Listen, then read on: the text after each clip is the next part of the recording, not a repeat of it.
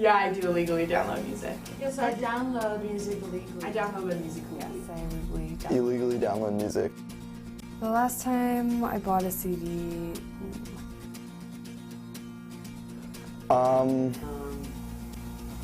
really can't remember that.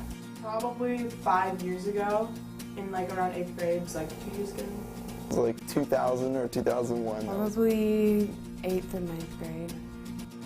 We started riots in the streets just so you could point the finger.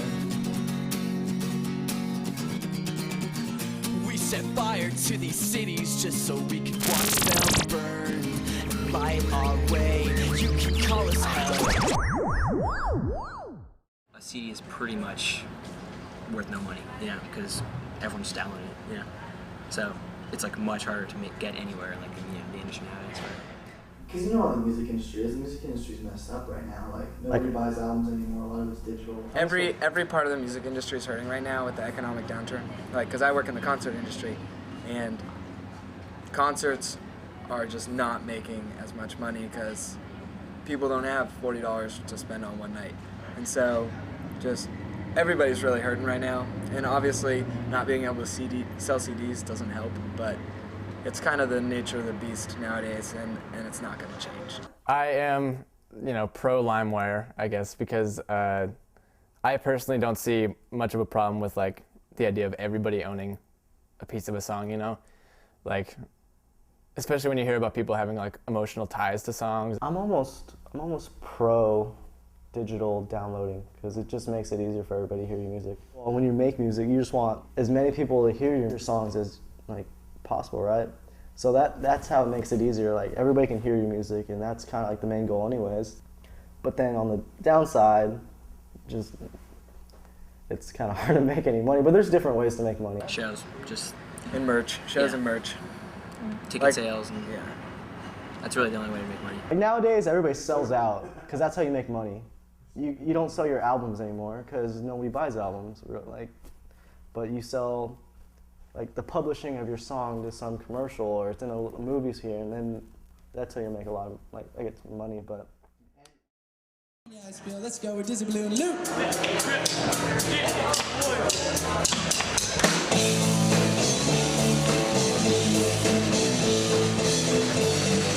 So like a lot of labels, when we were starting out, came to us and they were like, oh, we'll record you for free, but then you're on our label and you're signed. And so we decided to spend some time playing some shows, do our own promotes a few times, make some money, and then pay to record our album so we own everything, and then try and shop the album to a label we really want to be on. We, unlike many bands, own all the rights to our songs. We get all the benefits, but we have to work just 6 times as hard, Like we book all of our shows right now, which takes so much follow-up, so many emails, so many calls, but we get all the money we make, so no one's taking a cut of it. I think what we're looking for is is any label that has a business model that's still working. Anyone who can still figure out how to make money right now. Which is not a major, by the way. Which is not your average major. Yeah, like nowadays, majors tend to just kind of screw you. Majors have so many bands, and 5% of them are successful. Like back in the day, if you were on Epic Records, when they signed Michael Jackson, they sold so many records and they were making so much money that they could sign any band, right? So all these bands would get signed and they'd be like, yay, I'm signed to Epic, this is great. But they were making so much money from Michael Jackson that they could just take these shots in the dark. And 90% of bands would fail. And nowadays, the few record labels that are still making money are the ones that have the really high success rates. Kid Rock, he went diamond with Ball with a Ball. Okay, he sold over 10 million albums with Ball with a Ball. That's pretty ridiculous. Yeah, it's ridiculous. And I think now it might be approaching 12, 15 million albums. Just some ridiculous number. But nowadays, Outkast drops a new album and they sell 1.5, 2. At the most. And they're a huge name.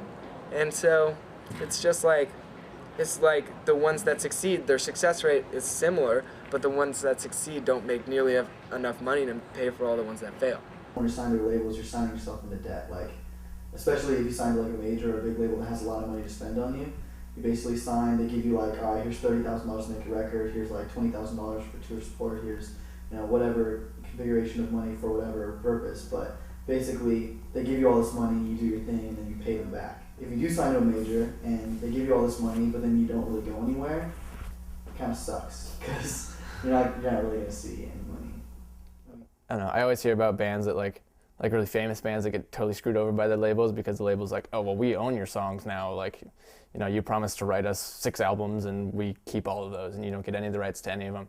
Now, if we signed to a major label, they'd take a cut of touring, and they never used to do that. And they'd take a cut of licensing and merch and everything. 360 deals, like they take everything.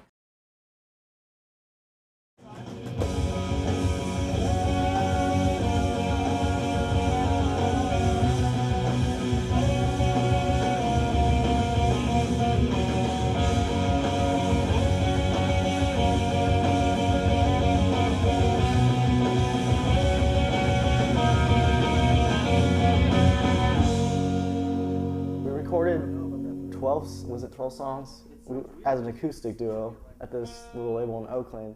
We spent like 2 years like trying to create this masterpiece. At the end, they're like, all right, well, if you ever want these songs, you gotta sign this contract. And we're like, no, like we thought we were just recording songs, Coincidentally, they lost the contracts anyway. Yeah. Like we But signed which is them, good. Brought them there, gave them 4 contracts. It was pretty much a done deal.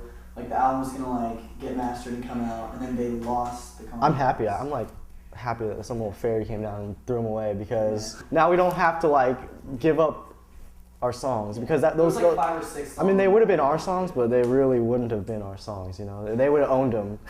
There are probably 40,000 indie labels in the country. Like every kid I meet in college has his indie label that he's trying to start. It doesn't take much. Since they're small and they don't really have much money, they'll take a lot of your publishing rights. They took like 50%, which is like how we would make money. Which is like your bread and butter of how you make money, kind of. We were planning on signing with that label that was in San Francisco. There was a label talking to us that was based out of San Francisco, and we were like, well, that'll work out perfectly, but the contract didn't look very great, so we didn't sign it. Well, the thing was, there's a clause in it that said like, we are required to do like 2 of the 5 of the following, and then it listed like tour support and blah blah blah, and this and this and this. Like basically 5 things that record labels should normally do anyway. And then like, but the clause ahead said 2 of the 5, and then it didn't say specifically what 2 or what they were gonna do, and they never really explained anything to us. A lot of smaller indie labels that really don't have any traction or any known bands will try to sign you right away and basically exchange recording time for the rights to your songs. The higher level indies might be doing better, but I think everybody's kind of hurting, and there are just a few people who have figured it out a little more than everyone else.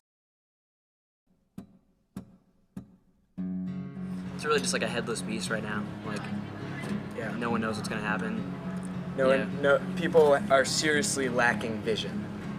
That's something that I've seen a lot of. Is just everyone. Oh my God! Just everyone. Like even people are so far from finding the answer right now. It's ridiculous, and the things that people talk about as. Yeah, it's definitely a tough time to be in the music business.